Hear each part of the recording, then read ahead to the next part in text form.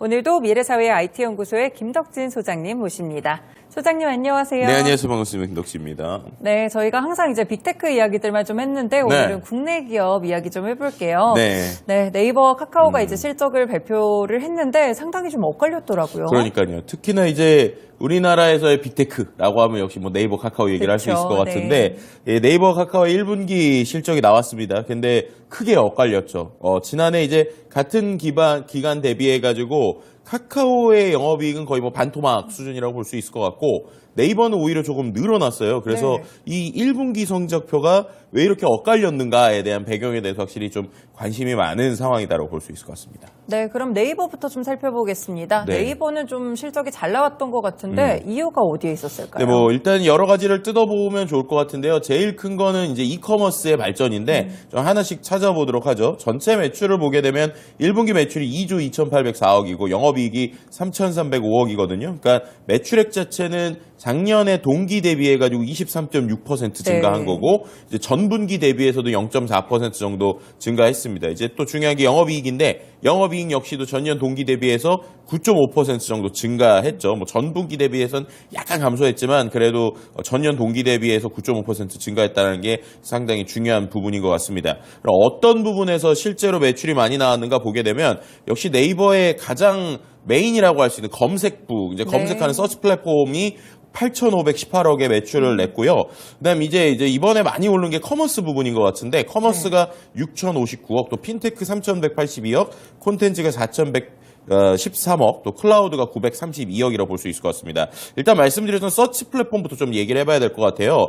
이게 검색이 크게 두 개로 나뉩니다. 그러니까 우리가 보통 사이트에 들어가면 나오게 되는 화면에 뭐 광고 같은 게 배너가 뜨잖아요. 그런 걸 이제 이른바 이제 디스플레이 광고라고 얘기를 하죠. 그리고 두 번째로는 우리가 내용을 뭔가 검색을 하게 되면 검색했을 때 정보 나오기 전에 그 위에 보면은 어떤 광고 형태로 붙어 있는 광고들이 있잖아요. 그게 이제 검색 광고라고 보시면 될 것 같은데 이 두 개를 좀 나눠서 보면 첫 번째로 검색한 이제 서치 플랫폼에서의 디스플레이 광고는 약간 줄었습니다. 근데 그게 왜 줄었느냐라고 보게 되면 작년에 이제 올림픽도 있고 대선도 있었잖아요. 그러다 보니까 이제 메인 페이지에 딱 들어갔을 때 들어오는 그 광고가 좀 비싸거든요. 근데 비싸더라도 이게 확실히 효과가 있다 보니까 많이 했는데 올해 이제 그런 게 없으니까 전년 동기 대비해서 한 13.1% 정도 감소했습니다. 근데 이제 중요한 것은 전 세계적으로 지금 글로벌 경기가 좀 둔화 상태예요. 그럼에도 불구하고 검색했을 때 위에 나오는 검색 광고는 오히려 전년 동기에 대비해서 5.3% 성장했다라고 하는 게 좀 눈길을 끌고요. 이게 어떻게 보면은 이제 그 다음에 커머스랑도 좀 연동이 있는데 어쨌든 어떤 빅 이벤트가 지나갔음에도 불구하고 핵심이라고 할 수 있는 캐시카우는 일단 흔들리지 않고 있다. 뭐 이렇게 볼 수 있을 것 같습니다. 네, 그랬군요. 사실 근데 요즘 경기 둔화라 그런지 광고 시장은 그렇게 안 좋았을 것 같은데요. 네. 그러니까 그 부분에서 좀 흥미로운 게 이게 그러면은 이제 검색 광고 시장이라고 하는 게 어떤 특징을 갖고 있는지를 생각해 봐야 될 것 같아요. 네이버가 갖고 있는 플랫폼의 특징이 있습니다. 뭐 아시겠지만 기본적으로 사람들이 정보를 검색하는 것도 있지만 요즘에 오히려 이 네이버라고 하는 플랫폼을 쇼핑몰처럼 쓰시는 분들이 많잖아요. 그럼 커머스라고 하는 녀석에서 사람들이 검색을 했을 때 그 검색 자체가 일반적인 정보가 아니라 뭐 내가 어떤 옷을 사지, 뭘 사지 이렇게 하면은 검색을 한단 말이에요. 그럼 그렇게 쳤을 때 나오는 여러 개 밑에 있는 정보 말고 그 위에 광고 형태가 되더라도 위에 뜨면 사람들이 이제 많이 누르게 되잖아요. 그러니까 결국에는 물건을 사기 위해서 사람들이 검색했을 때 그 위에 올라오게 되는 어떠한 검색형 광고, 이게 계속 돈을 벌 수밖에 없는 구조였다. 이렇게 좀 설명을 드릴 수 있을 것 같습니다. 네, 그렇군요. 그리고 중간에 이제 언급을 해주신 대로 커머스 분야도 좀 많이 커진 것 같은데 이건 어떤 효과였을까요? 이게 이제 제일 흥미로운 것 중에 하나가 바로 포시마크라고 하는 사이트를 인수한 건데요. 포시마크라고 하는 사이트가 그때 이제 네이버에서 처음으로 인수할 때만 해도 왜 이렇게 비싸게 사냐 이런 얘기들이 실제로 있었어요. 거의 뭐 1조 이상의 돈을 주고 1조 한 5천억 정도의 돈을 주고 샀었거든요. 근데 이제 우리가 포시마크에 대해서 잘 몰랐던 부분이 있는데 일단은 미국 현지에서는 포시마크를 인수할 때 상당히 사람들이 놀랐습니다. 왜냐하면 이 회사가 원래 나스닥 상장사였거든요. 그러니까 이제 나스닥 상장사를 미국 관점에서 보면 변방이라고 할 수 있는 한국에서 인수했다. 그리고 인수해가지고 어쨌든 나스닥에서 상장이 폐지됐단 말이에요. 그렇죠. 네, 그렇게 되니까 이제 상당히 관심을 끌었고, 그 다음에 이제 포시마크 자체가 과연 돈을 벌 수 있을까라고 이제 사람들이 어떤 그 궁금증을 보냈던 가장 컸던 이유가 바로 포시마크가 한국판 당근마켓이다, 이렇게 우리나라에 네. 이제 설명이 됐어요. 그러다 보니까 지금 우리가 지금 당근마켓 쓸 때 돈 안 내잖아요. 그쵸. 네, 그러니까 당연히 한국판 당근마켓이라고 하는데 포시마크가 돈을 벌까? 라고 생각을 했거든요. 근데 이번에 참 흥미로운 게 커먼스 실적에서의 핵심이 포시마크 인수 덕분에 어떻게 보면은 덕을 이제 아주 많이 본 상황입니다. 그럼 어떻게 해서 포시마크가 돈을 벌었느냐? 이제 우리에게 좀 잘못 알려진 사실인데요. 이 포시마크가 원래 시작은 약간 당근마켓에 가까워요. 네. 어떤 거냐면 본인의 옷장에 있는 것들을 판매하는 방식입니다. 근데 이 판매 방식이 달라요. 어떻게 다른가요? 거의 인스타그램에 가깝다고 보시면 됩니다. 아, 네. 그러니까는 내 옷장 자체를 SNS에 이제 사진을 올리고 자신의 옷장을 자랑하는 거예요. 근데 자랑할 때 그 옷을 이제 쇼핑을 통해서 팔 수 있게 되는 거죠. 네. 그럼 당연히 그 안에서 인터랙션이라는 게 생깁니다. 소위 이제 우리가 뭐 당근마켓에 물건 올릴 때는 그 물건 자체가 뭐 좋아요를 누르거나 아니면 거기서 댓글이 막 이렇게 발생되거나 이러진 않잖아요. 근데 내 옷장을 보여준다라고 하는 건 마치 인스타그램에서 네. 우리가 사진이나 여러 가지를 자랑하는 거랑 비슷하다고 보시면 돼요. 그러니까 그 안에서 사람들이 이 사람의 옷장을 계속 궁금해하게 되잖아요. 네. 그럼 결국에는 마치 우리가 소셜 인플루언서에 어떠한 사람들에 대한 관심이 있는 것처럼 자연스럽게 이 사람이 브랜딩이 되게 됩니다. 그리고 나서 돈을 어디서 버느냐? 이 안에 지금도 그 인스타그램에 보면 라이브 기능이 라이브 어떤 이렇게 보여주는 기능이 있잖아요. 거기 커머스가 붙었다고 생각하시면 돼요. 그러니까는 어떤 나의 옷장에 대해서 아주 센스 있게 뭔가 보여주는 사람이 그걸 통해서 SNS에서 인터랙션이 생기고 그 다음에 본인의 옷을 라이브 커머스로 팔다가 단순히 본인의 중고만 파는 게 아니라 이제 브랜드들과 협업을 하기 시작하는 거죠. 네. 그러니까 결국에는 개인 커머스 플랫폼으로 지금 성장하고 있고 그다음에 그 안에서 포시마크 자체가 기본적으로 그 본인들의 그 회사 안에도 스튜디오들을 막 만들었어요. 그래서 핸드폰 하나로도 이제 누구나 촬영할 수 있고 그다음에 어느 정도 인플루언서가 되면은 이제 어떠한 그 패션과 관련된 개인 인플루언서로서 마치 중국의 왕홍처럼 커머스의 역할을 하고 있기 때문에 거기에서 나오는 수수료들이 이제 상당히 많아졌다라고 생각해 보시면 될 것 같습니다. 그래서 이번에 포시마크가 그 전까지는 이런 마케팅 비용, 그러니까 소셜 미디어들도 처음에 마케팅을 하기 위해서 많은 돈을 쓰잖아요. 그쵸. 그 돈들 때문에 계속 적자였는데 이번에 가장 고무적이었던 게 2024년에 원래 목표였던 에비타 흑자 전환이 이번 분기부터 이제 조기 달성됐거든요. 네. 그러니까 지금부터 이제 어떻게 보면 돈 벌 수 있는 플랫폼이 되었다라고 하는 것들이 이제 상당히 큰 거고 두 번째로 이제 커머스 거래액 자체가 네이버 자체의 커머스 거래액도 상당히 커졌다라는 거죠. 뭐 예를 들면은 우리가 지금 이제 한 4, 5년 전까지만 해도 이게 그 소위 말해서 쿠팡이 없기 전에만 해도 우리가 이커머스라고 할 땐 대부분 뭐 예를 들면 11번가라든지 그쵸, 아니면 옥션 뭐 이런 사이트들을 생각하면서 그 중에 하나가 네이버였거든요. 근데 지금은 보면 거의 명확하게 양대 산맥으로 갈렸습니다. 그러니까 쿠팡 아니면 네이버죠.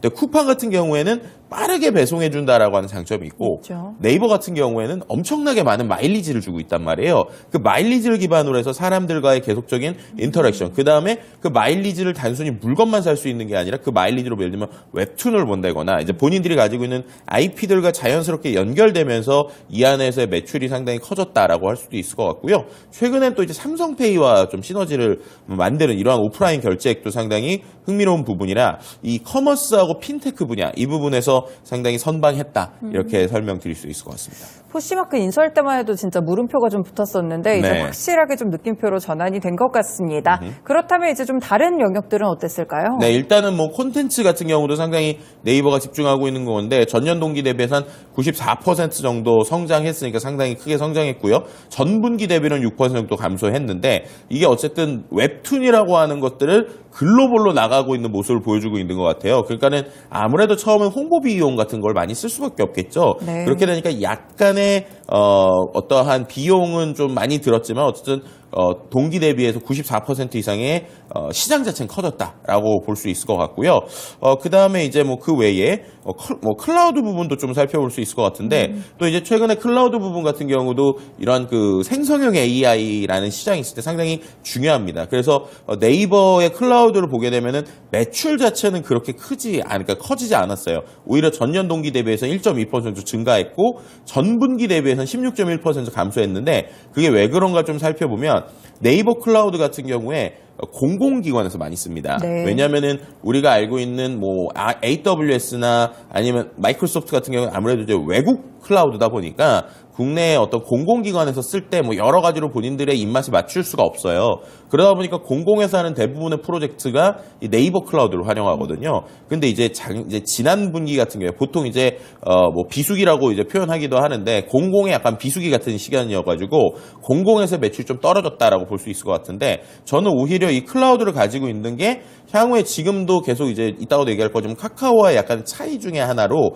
내부적인 비용에 대해서 줄일 수 있는 역할을 지금 클라우드가 내부에서 해주고 있다. 뭐 이런 얘기도 같이 해드릴 수 있을 것 같습니다. 네, 그렇군요. 확실히 이번에 네이버가 좀 실적이 잘 나왔던 그런 이유들이 있는 것 같습니다. 그래서 어제도 이제 5% 정도 상승하면서 마감이 됐는데 그럼 반면에 카카오는 사실 영업이익 발표한 날, 실적 발표한 날 네. 굉장히 떨어졌거든요. 그렇죠. 카카오 어땠을까요? 일단은 카카오가 많이 떨어진 이유라고 제일 이제 볼 수 있는 게 카카오는 지금 냉정하게 말하면 여러 가지 중에 카카오톡이 이제 잘 돼야 되잖아요. 그렇죠. 그럼 카카오톡 안에서 여러 가지 뭐 광고나 커머스가 붙어야 되는데 이런 부분에 있어서의 좀 매출이 많이 줄었다라고 볼 수 있을 것 같아요.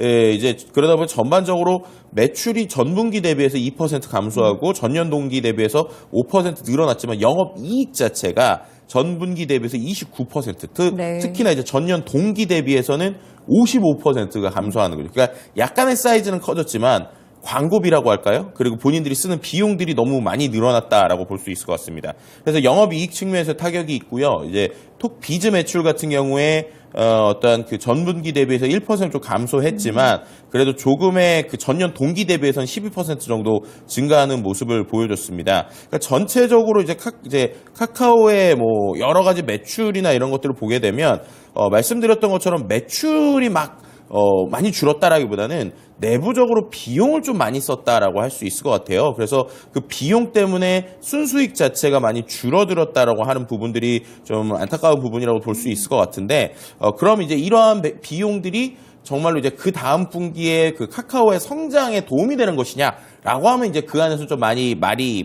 갈리는 것 같습니다. 네. 뭐 예를 들면은 뮤직이나 이런 컨텐츠에 대해서 뭐 인수하거나 아니면 SM을 인수하거나 이런 것들의 비용을 썼기 때문이다라고 얘기하시는 분들도 있고 아니면은 계속적으로 광고 비용을 많이 늘리고 있는데 내부적으로 그 수수료나 광고 비용을 늘린 것이 잠깐의 단기적이지 장기적으로 과연 이것이 잘 갈 것이냐라는 평이 좀 갈리고 있는 상황이라고 볼 수 있을 것 같습니다. 네, 결국에는 카카오가 좀 좋지 않았는데 그럼 카카오도 네이버가 마치 포시마크를 인수했듯이 뭔가 새로운 사업들을 좀 해야 될 것 같아요. 네, 그래서 그 부분에 있어서 지금 두 가지 정도로 신성장 동력을 생각하고 있는데 첫 번째가 일단 헬스케어 분야라고 볼 수 있을 것 같습니다.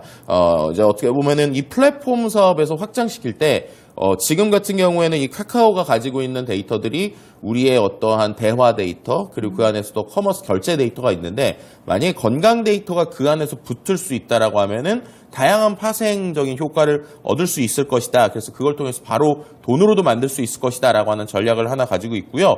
이제 두 번째 같은 경우에도 어떻게 보면 지금 생성형 인공지능 시장에서도 상당히 힘을 주겠다라는 게 있습니다. 그리고 역시 제일 이슈가 됐던 게 어떻게 보면은 다음이 카카오를 처음에 인수할 줄 알았는데 근데 카카오가 다음을 인수했어서 맞아요. 그때 많은 사람들이 상당히 놀랐었잖아요. 근데 그랬었던 포털 다음을 사내 독립기업으로 떼겠다는 거예요. 근데 이렇게 된다는 얘기는 결국 카카오 그 톡 안에서도 다음 페이지, 그러니까 지금 보면 뷰라고 하는 탭이 있는데 그 탭이 빠지고 오히려 카카오 안에서의 다른 서비스가 붙을 수 있다는 거거든요. 그렇군요. 그래서 그거에 대한 지금 두 가지로 거기서도 이야기가 좀 갈리는 것 같습니다. 이거 자체가 어떻게 보면은 다음도 살리고 카카오도 살리는 전략이다라고 생각하시는 분이 있고 반대로 카카오가 꼬리 자르게 하는 거다. 그래서 이제 실적이 잘 안 나오거나 다음에 있었던 것들 이제 떼버리고 본인들이 하려는 것만 집중하려고 하는 것이다라고 하는 좀 그 의견이 갈리고 있는데요. 어쨌든 이렇게 되면 다음 역시도 뭐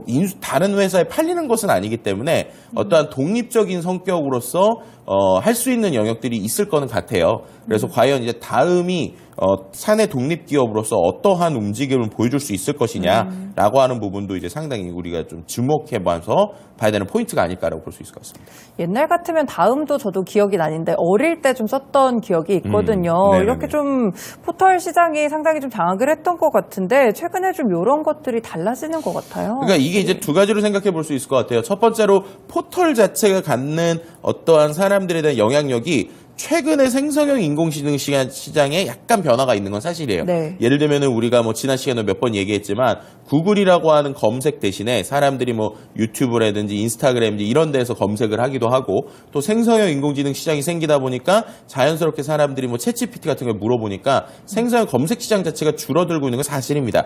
하지만 과연 카카오가 다음과 이제 함께 콜라보를 하고 나서 다음 자체를 계속 키워오는데 집중했을까라고 하는 걸 생각해 봐야 돼요. 예를 들면 네이버는 여전히 검색 점유율이 높은데 다음은 오히려 그때 가지고 있었던 검색 점유율도 지금 거의 다 뺏긴 상황이거든요. 그렇죠. 그렇기 때문에 오히려 이제 카카오가 다음을 인수해서 어떤 다음의 회원 수를 가지고 놨지만 정말로 다음을 제대로 키우려고 했었던 것인가에 대해서는 여전히 좀 물음표가 남는 상황이긴 합니다. 그래서 혼자서 이제 좀 잘 해낼 수 있는 다음의 모습을 저는 좀 개인적으로 좀 기대해 보고 있습니다. 네, 그렇군요. 이렇게 카카오와 다음의 관계까지도 함께 들어봤습니다. 이렇게 카카오 그렇게 좋은 시기만은 아닌 것 같은데 카카오톡까지 함께 또 먹통이 됐더라고요. 그러니까 그것도 하필 또 어버이날에 어버이날에 한 15분 정도 장애가 있었죠. 내부 시스템 설정 오류라고는 얘기했고 그 다음에 정상화가 됐다고는 하지만 또 하필 그 시간대가 이제 점심 시간대고 막 이러다 보니까 많은 사람들이 불편함을 느낀 것 같아요. 반대로 얘기하면 그만큼 카카오가 15분만 먹통돼도 우리 모두가 불편함을 나죠. 느낄 정도로 정말 핵심이 되었다라고 볼 수 있을 것 같고요. 즉 분명한 사람들을 모으고 있는 캐시카우는 있는데 그럼 이것을 얼마나 고도화할 것이냐, 여기서 정말 얼마나 많은 매출을 사람들을 불편해하지 않고 아주 자연스럽게 유도하게 할 것이냐, 이런 것들이 어떻게 보면 카카오가 향후에 어떤 주가나 이런 것들에서 중요한 역할을 해볼 수 있지 않을까라고 생각해 볼 수 있을 것 같습니다. 네, 알겠습니다. 오늘 네이버와 카카오 그리고 실적들과 왜 이렇게 실적 차이가 좀 났는지 앞으로의 전략과 전망에 대해서도 함께 들어봤습니다. 소장님 오늘 말씀 고맙습니다. 네, 감사합니다.